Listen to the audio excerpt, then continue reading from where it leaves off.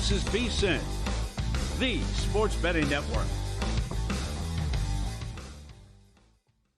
Follow the money. That's what I always say. You always follow the money. Yeah. This is Follow the Money with Mitch Moss and Paulie Howard on VSiN. Here we go. Welcome in. It is Follow the Money on VSiN, the sports betting network. Mitch Moss, Paulie Howard with you live in downtown Las Vegas from the Circa Resort and Casino here on Halloween. Happy Halloween to all of you out there. Be safe. Little trick-or-treaters going around tonight. What a day on a Friday for it to land, especially here in downtown Las Vegas. And we are loaded to the gills on a football Friday. Among our guests, Chuck Edel, professional sports bettor, his best bets coming up in 30 minutes. Mike Somich today on the show. We'll go NFL and Breeders' Cup. Today, tomorrow, he loves betting on the ponies. And one last go around with Matt Vasgersian to preview Game 6 tonight, Paulie, of the World Series, which we will discuss several times. We have breaking news on lineups tonight, who's in, who's out, who's been switched at various positions. And we'll get into that coming up in about 15 minutes, and plenty today on Week 9 of the National Football League. Now, is this real with the Ravens? 2 consecutive now good-looking games. Lamar comes back last night. Looks damn impressive, although it is Miami, so I think we have to tread lightly, right? And also now I cannot get what happened last week out of my head with Atlanta. Wow, that's the big one.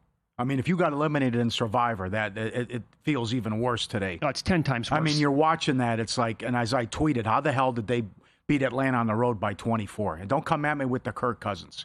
I mean, I know Kirk was bad, but for Miami to move the ball like they did as well against a pretty good defense, I mean, the fade on 4th and 2. Oh, some of the stuff that? is pure gold. And I can't. How about the bad beat?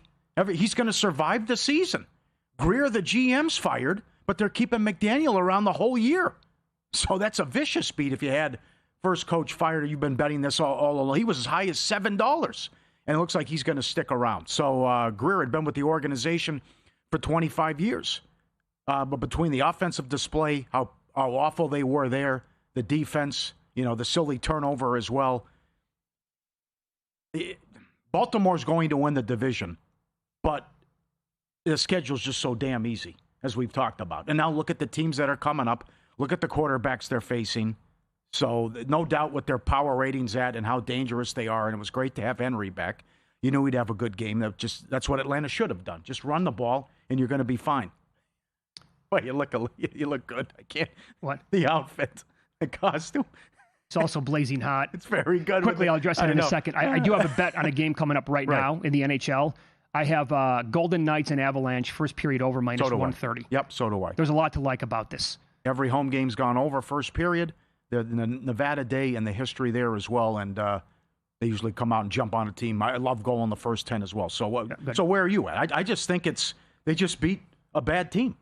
And they did enough offensively, but I loved what I saw out of the tight ends. I mean, he's got a lot of weapons. Yeah, by the way, laddering Isaiah Likely last night, that got there. Those were winning bets all the way up to 60 yards. We did talk about that in the program. Did not see the 2 touchdowns coming from Mark Andrews, but you're right. You combine those 2 guys with Zay Flowers. Henry looked really good again. But here's the reason why you got to like this team moving forward again is because they have played one of the most difficult schedules in the entire league before last night. Now they have one of the easiest schedules in the league remaining, and it looks like this. So they'll have extended rest playing Minnesota next week on the road. They're at the Browns. They get the Jets, the Bengals, and the Steelers back-to-back at home. Look at this. At Cincy, New England, at Green Bay, at Pittsburgh. Yep. I mean, there's an angle here where they might lose, 1, maybe 2 games the rest of the way. If they stay healthy moving forward. And they fix the defense, then yes. Right. You got to like their chances now. Mm-hmm. Because now, I think it's just way too soon, though, to talk about can they beat Kansas City or they're on that level. I bet it's just because they're also, once you get to the playoffs, it feels like they could be also not tested. Well, here's the deal, though, right? It's not. It's it fits your costume perfectly. It's nothing but crap coming up.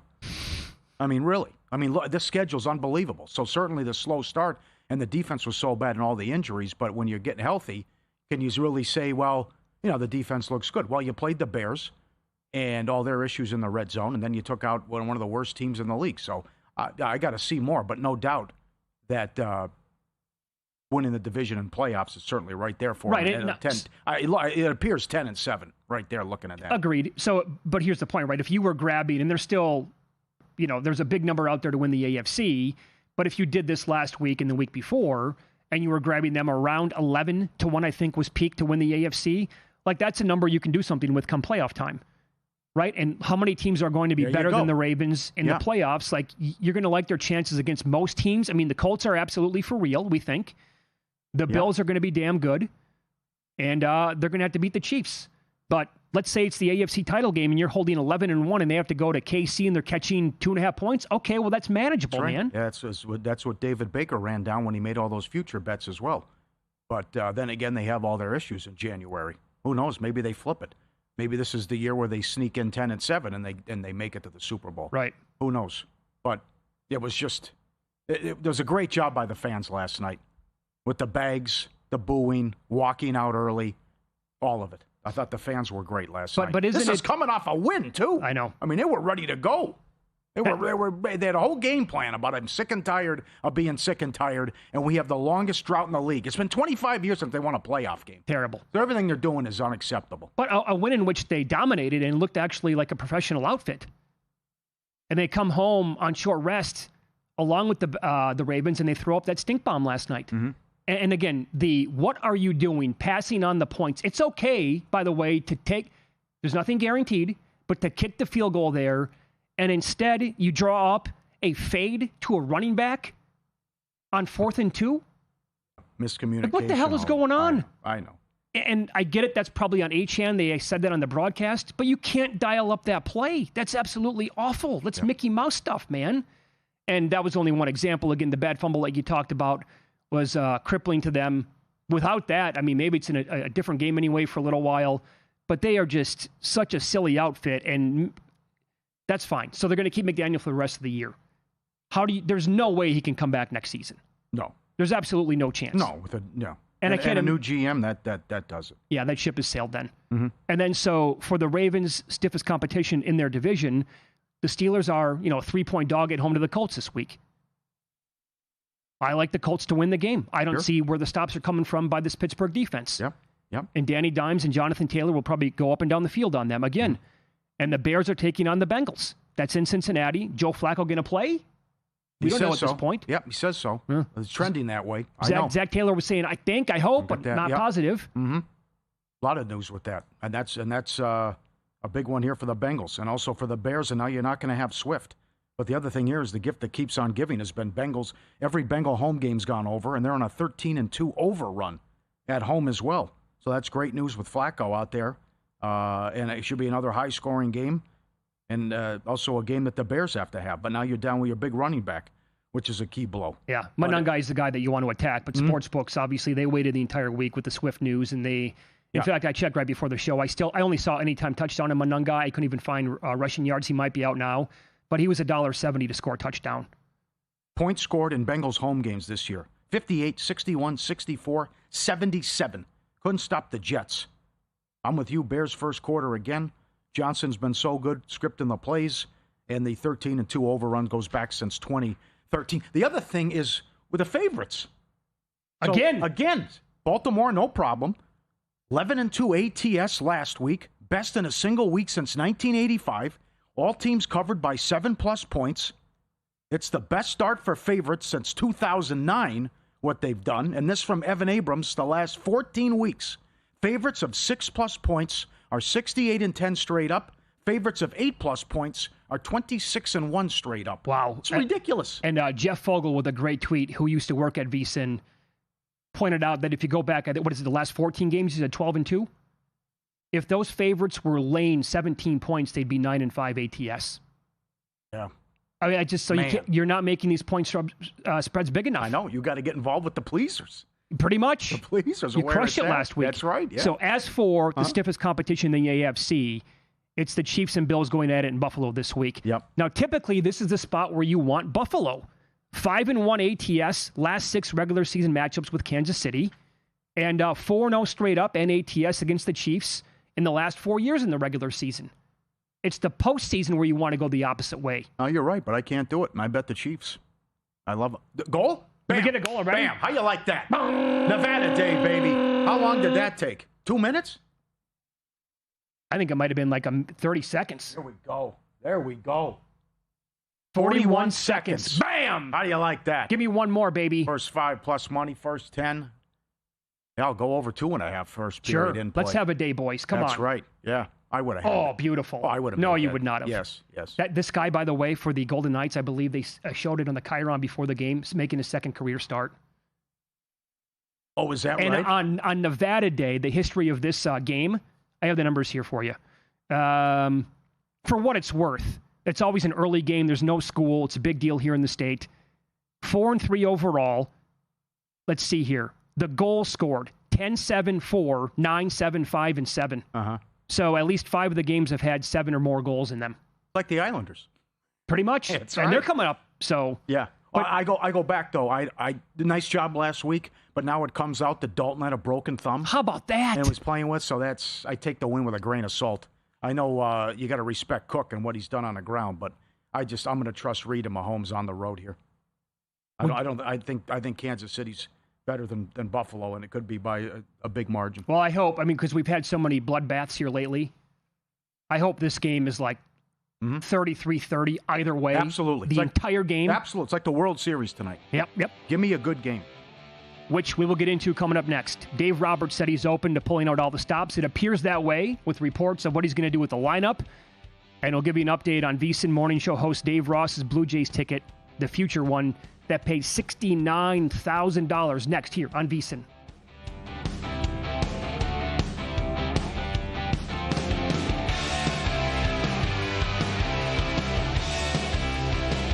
If you're serious about football betting, VSiN's got your weekend game plan. Fridays at 7 p.m., it's the Circa Friday Football Invitational. Saturday morning, VSiN's college football tailgate show at 9 a.m., breaking down matchups, props, and big-time bets. Later that night, join the football contest show as the sharpest betting minds give you their picks for Sunday's game. And Sunday at 9 a.m., lock in with Mitch and Paulie on VSiN's Pro Football Tailgate Show. Your final stop before kickoff. Check out the full lineup at VSiN.com and join us on the Sports Betting Network.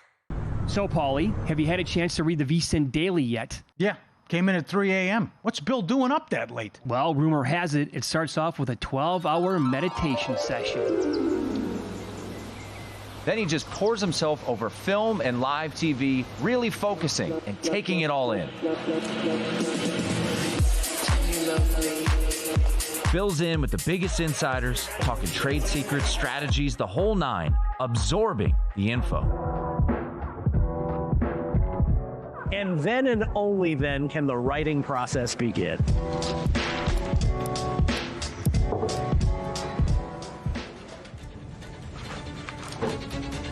In Las Vegas, Bill's late night becomes your early morning. Wake up to the very latest betting insights in your inbox with the VSiN Daily. Sign up for free at vsin.com/newsletter.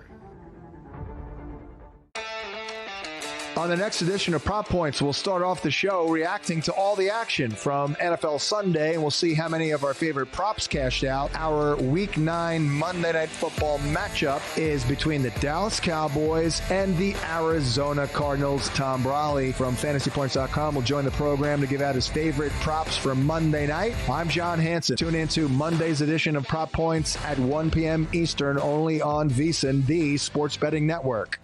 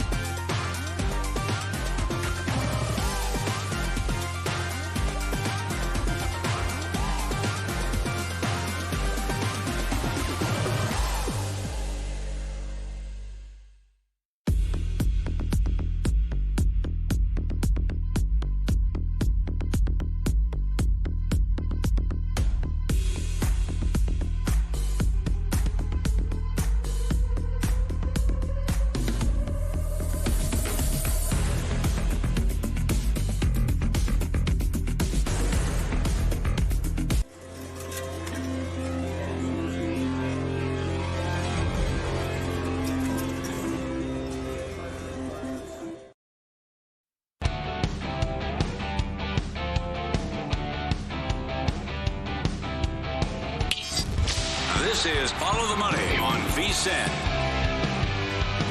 We have live hockey right now on a Football Friday, but we have a bet on this game in the first period. Paulie had goal in the first 10, got there 41 seconds in. I have over 1.5 goals. I came back during the break. I played under 2.5 for about a fifth of my bet to see if I can middle it now and maybe get a 1-1 score here or 2-0 Avalanche and get out of there and hopefully win both of those. Here's the news, Paulie. In Major League Baseball, Buster Olney is reporting that Mookie Betts is hitting cleanup for the Dodgers today. Miguel Rojas at second base. Tommy Edmonds going to be in center field. Betts down to cleanup. Your thoughts? Well, I like that he's mixing things up with the lineup, but I don't know. Some of the stuff should have been done earlier. And now I think is the I don't like Rojas in there. And now I think desperation is setting in too. I believe in Yamamoto, but it's what are they going to get offensively? And this is, Gossman's the real deal as well. As a fan, I want a game tomorrow. I want to see Ohtani. He might start. The Ohtani stuff is fascinating because he can't come out of the bullpen if he's a DH. Then they lose the DH. So they could start him, Glass now behind him, or they could put him in the outfield. But hammer of God, as you said yesterday, and you're right.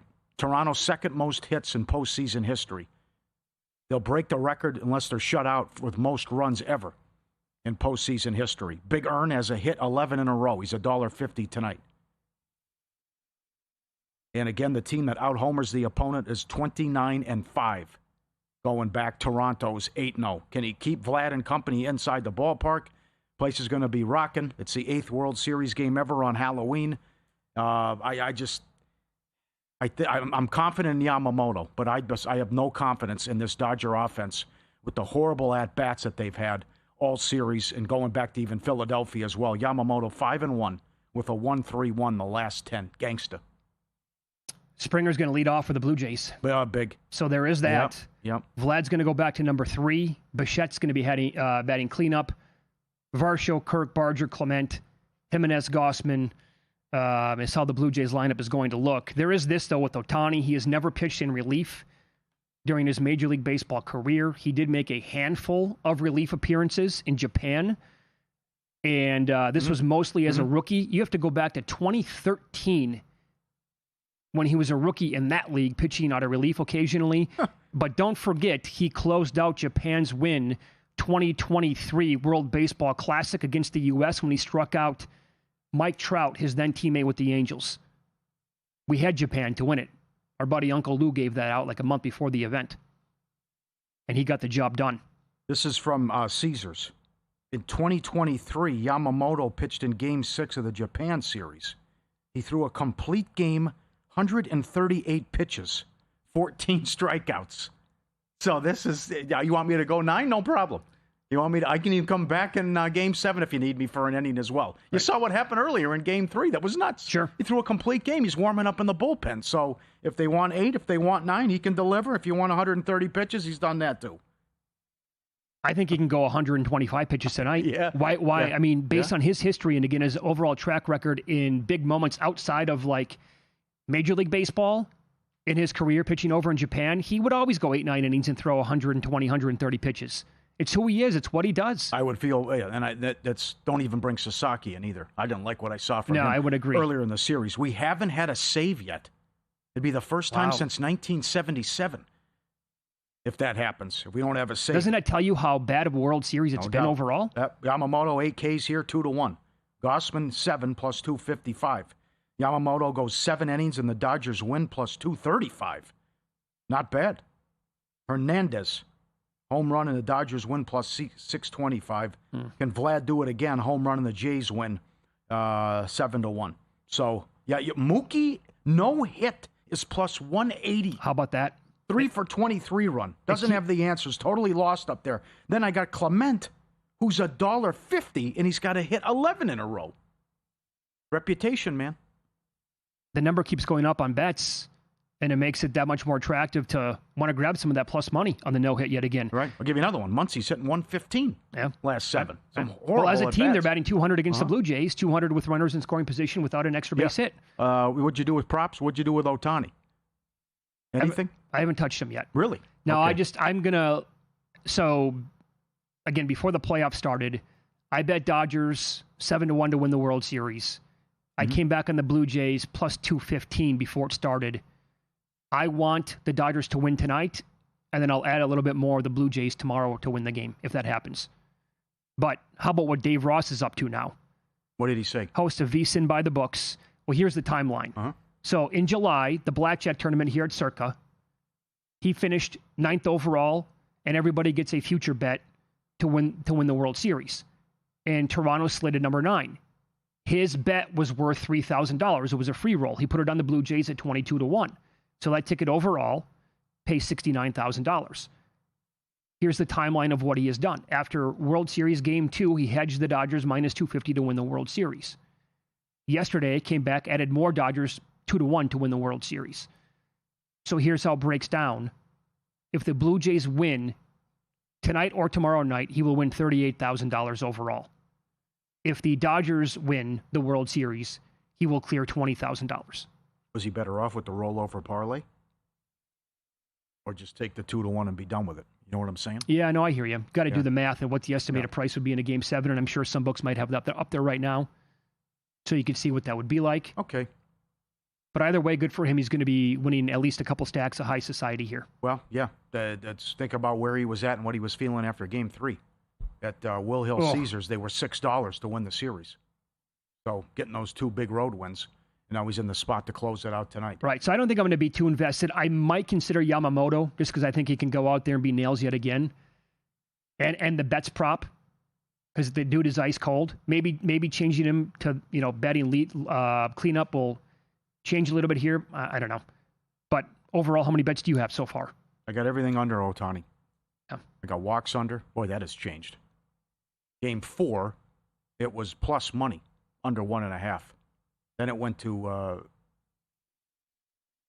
about that same, like minus 130, I think, in Game 5, and now he's like minus 170, under 1.5 walks. Well, tonight, and then I did the 2.5 runs, RBIs, hits, and total bases under as well. You can lay 260 here, no home run. 260. I did that in Game 4. Unbelievable I laid price. 285. Yeah, unbelievable price. Not to mention, maybe if he has a good at-bat, they just say, okay, the hell with it. That's enough. These other guys aren't doing anything behind him. We'll take our chances. Although, moving Mookie down hurts that cause. But this 260, Paul, no home run. I will remind you that it was Game 4, in fact.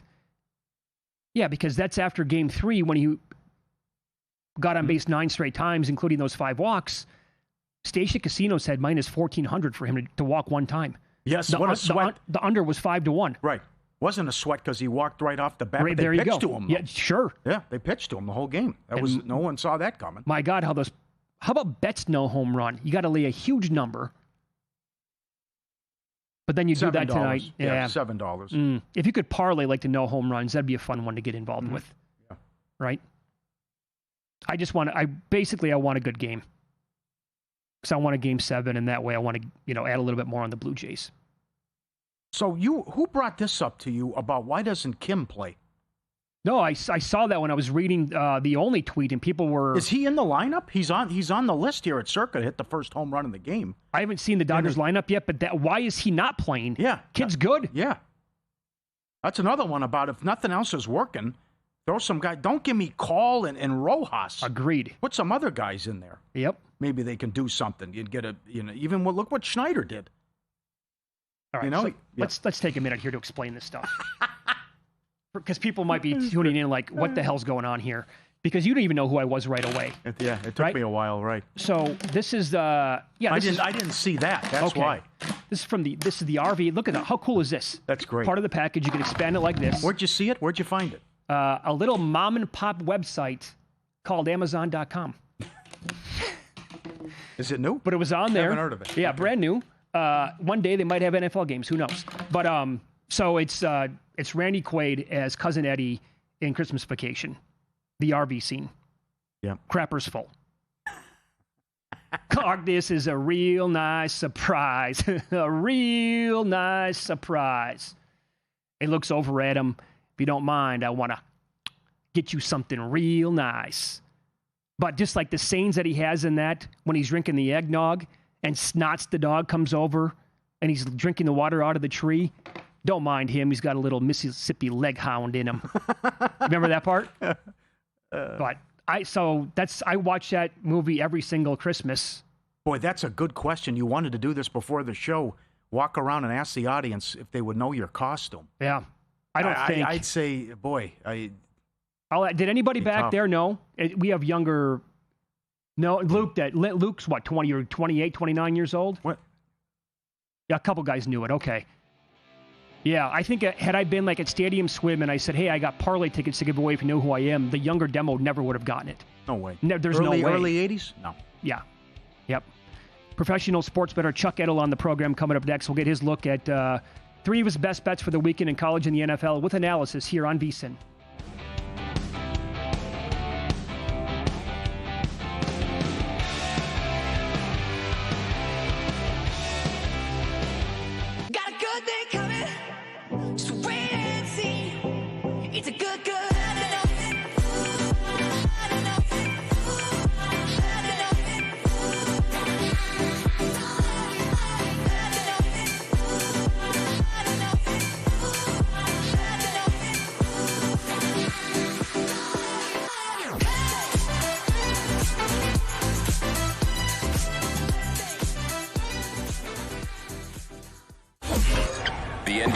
Season is tipping off, and VSiN's got you covered with our brand new NBA betting guide. We've packed it with key insights and betting trends, previews of all 30 teams, and of course, our experts' season-long best bets. It's the playbook you want in your hands before the first tip. The guide is exclusive for VSiN Pro members, so don't miss out. Sign up today at VSiN.com/subscribe and join us on the Sports Betting Network.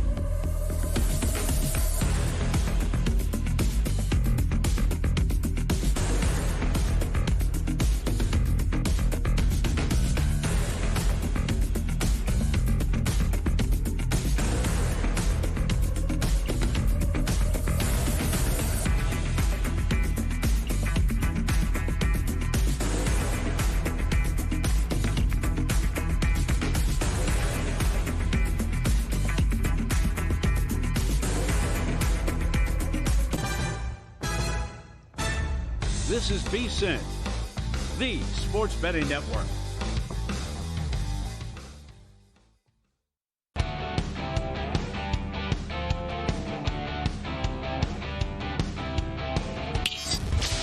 This is Follow the Money on VSiN. Get some best bets here.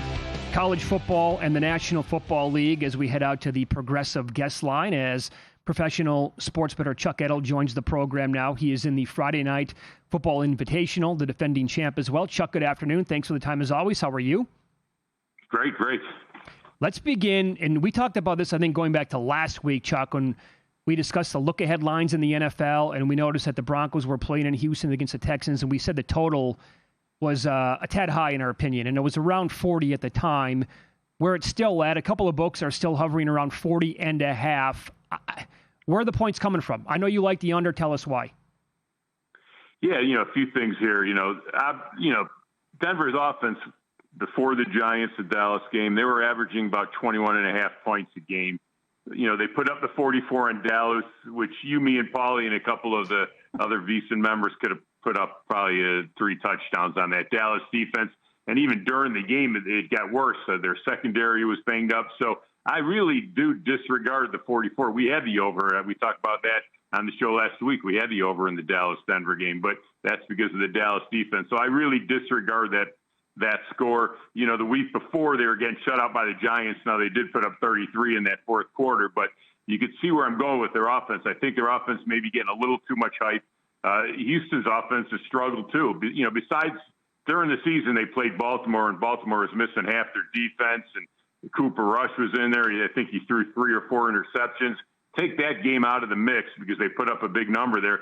They're averaging 18 points a game. And now Houston comes into this game. They're banged up. Schultz, the tight end, I don't think he's practiced. Collins, Kirk, Barrios are all questionable, even though they were limited at practice.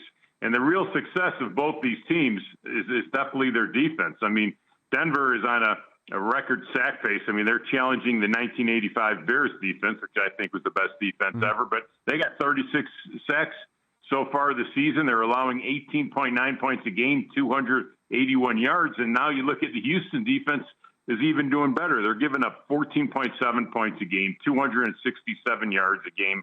Only one team all season has scored more than 20 points on them. So both defenses really solid. Both defenses good against the run. They don't, play fast. Houston's averaging 60 plays a game. Denver 63 plays a game. There is a big injury in Denver. Surtain, who's excellent in the secondary, he is out, but a lot of depth on the Denver defense. And Houston offense doesn't really put the scare into you throwing the ball as of recently they haven't. So I thought that number, like you said, there's some 40.5s out there as well. 40 still good. I like it to go under the 40. Okay, very good. I'm interested to get your thoughts on this game tonight in college. Memphis takes on Rice. Rice is off a big win as a underdog, and Memphis had the horrible loss as a 3-touchdown favorite against UAB. Then they bounced back and beat a ranked South Florida team. Tulane and Navy both at home, still on deck. So Memphis wins out. They're likely in the playoff. What do you think of Memphis and Rice tonight? Memphis laying 14. The total is 49.5.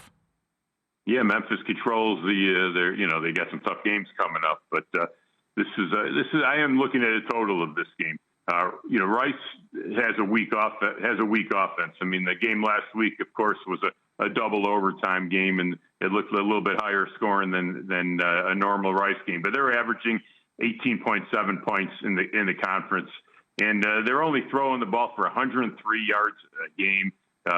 That's 134th out of 136 schools in the FBA and the FBS. They don't throw the ball a lot. In fact, they've ran the ball 407 times this year compared to 132 passes.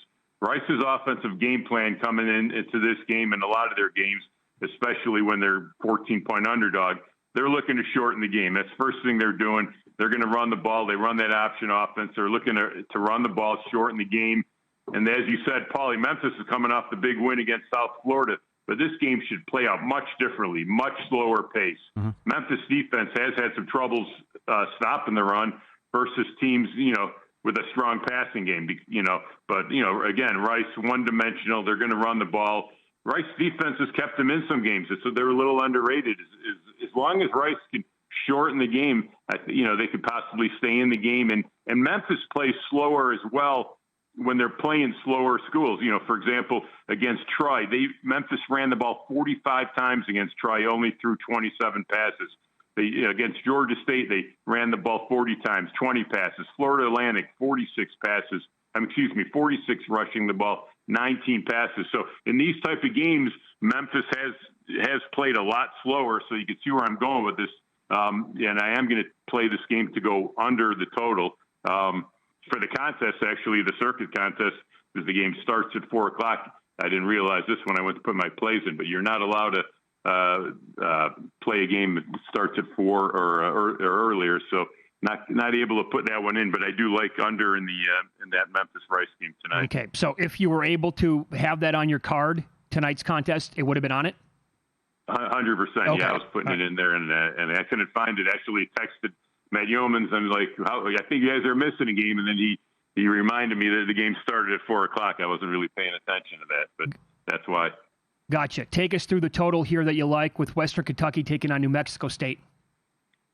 This is just one of those games. Sometimes they make good lines on these totals, and I'm always looking for a different angle. And this is one of those games that's just, to me, is a real good matchup. Both teams prefer to throw the ball over running the ball. Western Kentucky, New Mexico State. They're also coming off some games versus slower paced teams, more run type teams. So I think the totals, the number is a little low because of that. Western Kentucky still averaging 29.5 points a game, and they should be able to throw the ball on this New Mexico State defense. They're very weak against the pass. In fact, they're 115th in the country on defensive complete percentage. They're 101st in the country in giving up 251 passing yards a game, and they really haven't played a lot of good passing offenses in there. And you can see where they're going there on their defense. They've been really struggled against the pass. And Western Kentucky, they're averaging 270 passing yards a game. That's good for 23rd in the country. And believe it or not, New Mexico State, they're throwing the ball 254 yards a game, 37th in the country in passing. And they get their quarterback back this week. So this Western Kentucky defense has struggled against the pass as well. They gave up 340 passing yards to Louisiana Tech a few weeks ago. Delaware threw 314 yards on them. Their total defense has given up 5.8 yards per play. So I feel like it's a little bit of an under the radar that, because they've played a lot of running teams and slower type teams, the number was a little low. I feel like I'm getting a little bit of a bargain here, and I like it to go over that total, but it should be a lot of throwing in the game. Very good. Chuck will be listening and watching for the rest of your plays tonight during the contest show with Matt Yeomans. We appreciate the time. Best of luck this weekend. Thanks, guys. Have a great weekend. Okay, be good. There you go. He was on the Progressive Guest Line. There's news today in the NFL, Paulie. Penix, Drake London, good to go for Sunday against the Patriots.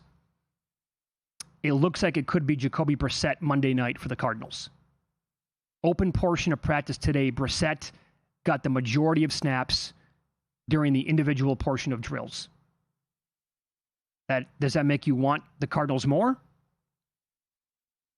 If you were leaning that way, I'd take Dallas. Okay. We mentioned this earlier. Joe Flacco questionable. DeAndre Swift is out for the Bears. Stevenson's out. Hello, Henderson. Well, hello, Monangai. The Chiefs ruled out running back Isaiah Pacheco and left tackle Josh Simmons. The deadline is next week. The Chiefs may very well be super active in getting another running back. And now, no Brock Purdy again. Is that 6 weeks in a row? I believe it is. With a toe? Yeah. Oh, man. I like them, though. I mean, that was so bad last week. I think they'll beat the Giants. No Simmons, no Ridley. Are we going to lose this? Yeah, we're going to lose it. Colorado scored 40 seconds into the game and nothing? That's sometimes the worst thing for one of these bets. Man. So we need one now in the final 2.5 minutes. Vegas. Thank God I came back and grabbed some under 2.5. Gee, I can't believe... how about this, though? The news of the day is Travis Hunter. I know. Got hurt in practice? Yeah, yesterday. IR. Horrible. That's brutal. I'll be on him with props. Breeders' Cup weekend is here. 14 championship races. Don't want to go in guessing. Full expert pick sheet, just $9.99 every race, both days. Mike Somich coming up at the top of the hour with picks. And if you're a VSiN Pro subscriber, you get the picks free, laying out top selections and confidence scores Instant download, zero fluff, great value. Pre-order now, VSiN.com/breeders. $9.99 Breeders' Cup, VSiN.com/breeders. Yeah, don't you think that Denver-Houston total is too high still at 40.5? Mm-hmm. I saw Aaron Schatz, who has done the DVOA numbers now for many, many years, formerly of Football Outsiders, now FTN Fantasy. He tweeted out a graphic today that Houston is one of the best 3 and 4 teams per his DVOA numbers going back 25 years. Mm-hmm. You got that great Denver defense and pass rush against a horrible offensive line, though. Right. Although Stroud was fantastic last week. I mean, this could be like the Seattle game all over again. Win some, lose some. Up next, we'll go over weekly leader props in the NFL. A future Hall of Famer is set up to have a big game on Sunday. I'll tell you who that is next on VSiN.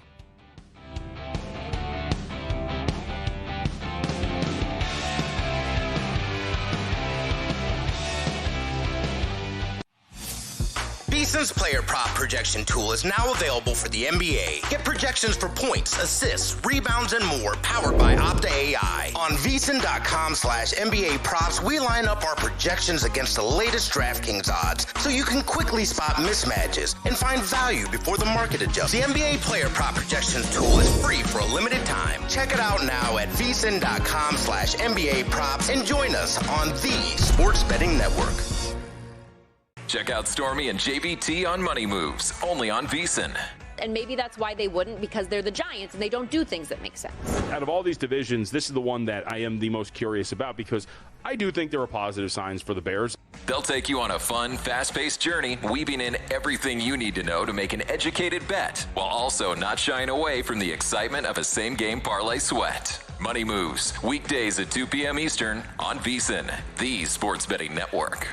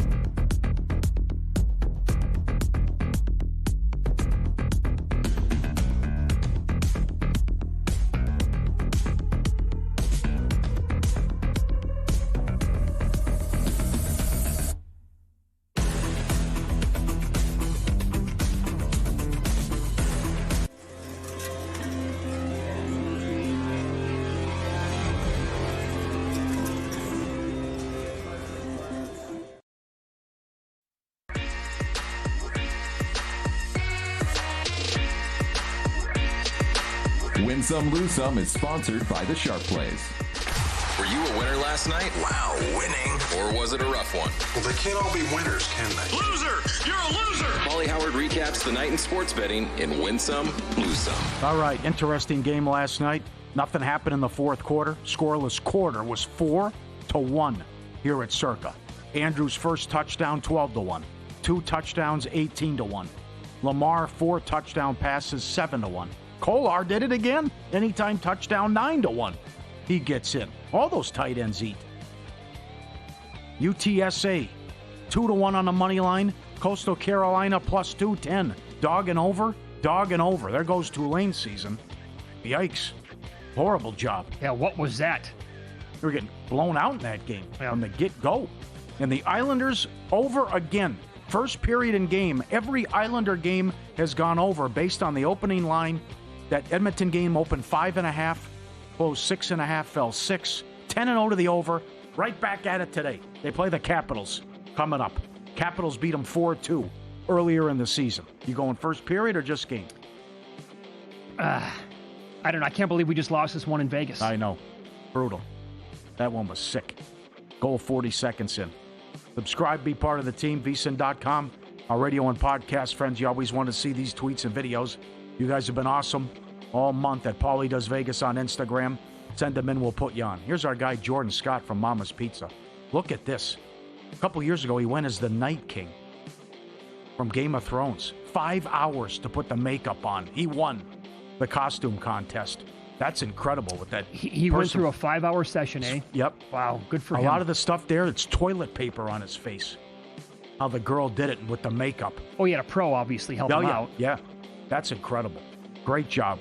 Great costume. How about the dogs? Always got the dog videos. Here's the dog. The dog's hopping with the IHOP on. The IHOP on with the dog limping. Don't tell me one leg. One front paw? Yeah, he's only got 3 legs. Oh, man, with the IHOP. Everyone's a comedian. Oh, God. The creativity. But in any event, that's okay. Sometimes... make the best out of a bad situation. Well said. Well said. Okay. And then the compilation. Dogs in Halloween costumes. This guy dressed up as Snoop Dogg. That's excellent. Right? Got the blunt there. Yep, got to have that. This guy is the ambulance. Those are so good. Oh, with the siren. He's barking like the siren. Very good. Yes. I don't know what that guy is. Here comes what dog is the old grandma coming in. Yes, that's excellent. This French bulldog with the guitar and hanging out. A lot of French bulldogs here. They're easy. They dressed as the girl. Got the wig on. Good compilation. I'll put that up later. At Paulie Does Vegas on Instagram. Excellent. Lieutenant Dan, maybe? Oh, yes. Right. Lieutenant Dan. Yeah. Great job with the humans to put this stuff together, too. And the dogs to hang out. I put this up yesterday. Jonathan Davis sent it to me.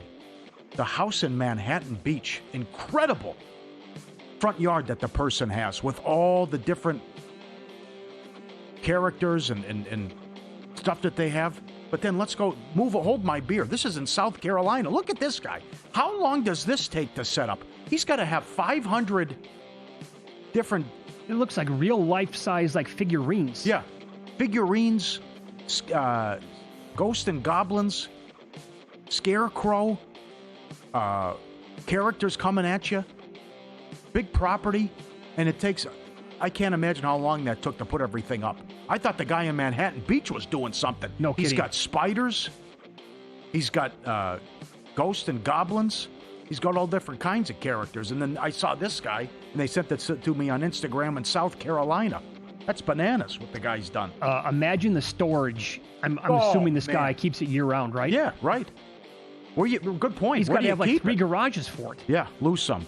UTSA 3.5 up to 6.5. No good, lost outright. Likewise, Marshall, 3.5 up to 7. Ravens, Dolphins over, 48.5 up to 51.5. One lose some. Brian Schottenheimer. He was at work getting ready for the game at his home, and an owl came in. And there's incredible video and a picture of it. Mitch hasn't seen it yet. It's unbelievable. The Staircase. It's on Netflix with Michael Peterson. They also did it. The documentary's on Netflix. HBO did a show on it as well. And it's 13, I think it's a bunch of episodes anyways. It shows the courtroom, the defense attorneys, the extended family, all of it. I'm telling you, when I saw the Schottenheimer thing, my theory there with that owl, incredible. And they kind of poo-pooed it. And even the defense team about what happened. Mitch, I want you to see it first. Okay. But it's incredible when you see that the owl just ran in and flew into Schottenheimer's house and how the story played out with the staircase. Bad for the books. Warriors, Bucks under 231 down to 229. It's the damnedest thing, Mitch. It fell 230. And our buddy A.J. Green did it again. Well, points and threes. And then the vicious beat that just happened as well. Well, how about with the news, though, yesterday? The injury report, the Bucks, Giannis is probable a couple hours before the game. Then all of a sudden, oops, he's not playing. What was the reason? He was probable. He didn't play. Yeah. Knee, whatever it was. Yeah, horrible timing. So it goes all the way up to 7.5, and people are texting me like, I can't believe the sport. 1 week after what happened to begin the season, and now this is allowed? Yep. And they had the Bucks in pocket. They're panicking. They won anyway, but it's like, guys, come on. 1 by 10. I know. Yep. Before the line moves, sharp plays already there. They don't just follow the market. They help move it. You're not going to outsmart billion-dollar books of full-time sharps on your own. With the sharp plays, you don't have to. Jeff and the crew been at it since 2011, and the AI picks are up 50 units. Great sources. And deliver the edge serious bettors use every day. Free reports, alerts, and market-moving insights straight to your inbox or X-feed. Sharpplays.com. Stay ahead of the line. Look at Randy Quaid in that photo. There it is. Wow. That's great. I can't believe they had it. It's like when you buy the stuff online, they've thought of everything. And they have everything. No kidding. Like I had to hunt and search for the Petrino a couple years ago. I couldn't believe I found the Sugar Bowl hat. But to have you got the bathrobe, you got the cigar, you got the hat, and then they have the little device here with the, it's full, man. What are you going to do? Crapper's full. Right here. I got the cigar. He's also, I went back and watched the video several times. He's drinking a Meisterbrow. Got a can of beer that he's slamming out on the sidewalk there as he's emptying the RV. Lowenbrow? I think it was, I don't know. Okay. Is that what it's called? It was Lowenbrow. I thought it was Meister. Whatever. What am I thinking of? There's a Meister something. I don't know. Lowenbrow that's how Motley Crue got the umlauts on their name. Oh, okay. They were drinking Lowenbrow with the umlauts. No, I think it was. Let's put that on our name. It looks cool. All right. I Pretty think that's close what here? It's called. Yeah. I got to, okay. Yeah, These got to come out a little bit more. I don't know how he's going to do that, but maybe something like that. That's a little bit better. But he is, what a phenomenal job. He was such a good actor. Yeah, see? Lowenbrow. Lowenbrow? Yeah. No, but I swear, what am I thinking of, though? What's the Meister? There's something Meister for sure. Anyway, props for the weekend, Paulie. Did you know that the Pittsburgh Steelers have allowed the fourth most catches to wide receivers overall and the seventh most yards overall? And they've also given up the most yards to wide receiver number one on the opposing team, 91.5 yards per game. This week it's the Colts. That's Michael Pittman. Yep. He's like 55.5 for the receiving yards prop. Other teams that are awful against wide receiver ones, Jacksonville, and they'll get Jacoby Myers. The Giants and the Chargers are really bad as well. So are the Cardinals against wide receiver number one. Did you see any numbers that popped to lead the league in receiving yards this week? The Colts also... It's funny you bring that up because I was thinking Warren's in for a big game. I think so, too. That was the guy I was looking at in terms of his props. But Pittsburgh allows 74.2 yards per game to tight ends. Yeah. They've also allowed 6 touchdowns. And then hello, Kraft. After what happened last week.